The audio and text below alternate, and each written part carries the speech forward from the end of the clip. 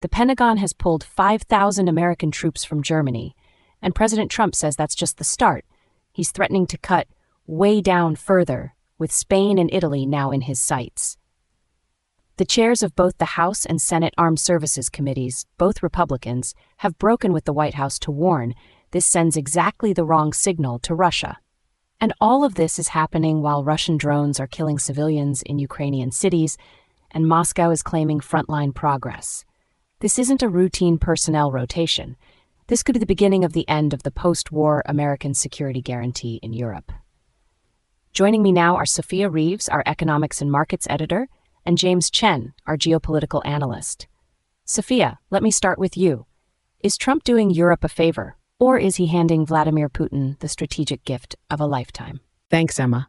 Look, I want to be precise here because this story is being deliberately misframed by a lot of people who should know better. Trump is not breaking NATO. European governments broke NATO long before this moment. They just never had to face the consequences. Germany spent 16 years under Angela Merkel a 2% NATO spending target as optional. 16 years. Spending closer to 1.4% of GDP on defense, while building a catastrophic energy dependency on Russian gas at the same time. Douglas Murray has been making this point for a decade, and the foreign policy establishment laughed at him. Nobody's laughing now. The principle that Europe must carry its own weight is absolutely correct, and anyone who tells you otherwise is essentially arguing that American taxpayers should permanently subsidize the welfare states of wealthy European democracies that have simply chosen not to defend themselves.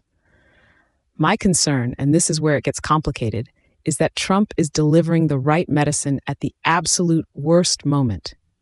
You don't start weaning a patient off life support while they're bleeding out on the table. But Sophia, devil's advocate here, isn't that precisely the argument European governments have been making for 30 years to avoid ever stepping up? That the timing is never right, the moment is never convenient, and somehow the Americans always end up staying? And James, what's your take on this? Is this Trump forcing a necessary correction or genuine strategic recklessness? Well, look, I hear what Sophia's saying, and she's right about the free riding, but I think she's underselling how genuinely dangerous the execution here is. Here's what I think Sophia is missing. Deterrence isn't just about the troops themselves. It's about the credibility of the signal. You've got roughly 35,000 American personnel in Germany right now. Trump just pulled 5,000. That's about 14% of the total, and then immediately announced there's more coming, without any strategic framework, without any coordinated message to allies, without any clarity about what the remaining presence looks like. The Republican chairs of the Armed Services Committees are not never-Trumpers. These are serious national security people, and they're alarmed. And meanwhile, Breitbart is reporting 2 people killed in a Russian drone strike on a civilian minibus in Kherson this weekend. Putin is not watching this and moderating his behavior. He's watching this and calculating. I hear what James is saying, but with respect, that misses the point entirely. We have been making the bad timing argument for 3 decades. After Crimea in 2014, bad timing. After the full invasion in 2022, bad timing. There is never a good time to confront a dependency that European governments have zero political will to fix voluntarily. None.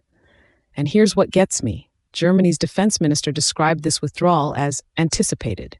Anticipated. Not alarming, not a crisis, not a wake-up call. Anticipated.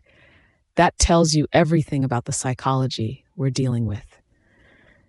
These governments have become so comfortable with American protection that they've convinced themselves the arrangement is just the natural order of things. Sometimes you need a sharp shock. Sometimes the only way to force the change is to actually follow through.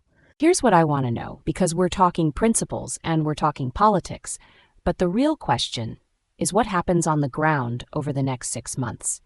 Russia is advancing in Ukraine, Trump is threatening to cut way down further in Germany, and now Spain and Italy are in the picture too. Where does this actually end up? James, where do you see this going? The way I see this playing out, there are really 3 possibilities, and none of them are comfortable.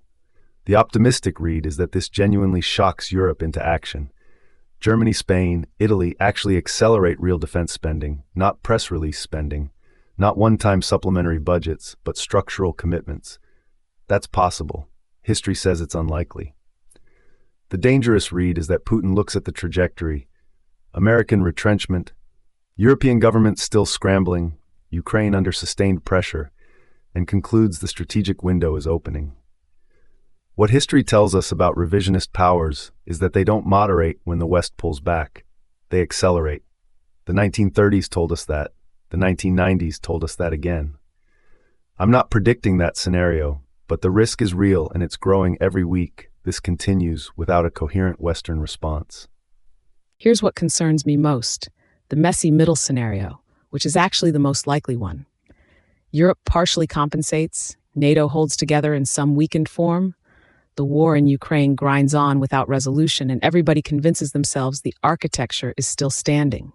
The problem is that deterrence doesn't announce itself when it's eroding. It looks solid right up until the moment it catastrophically isn't.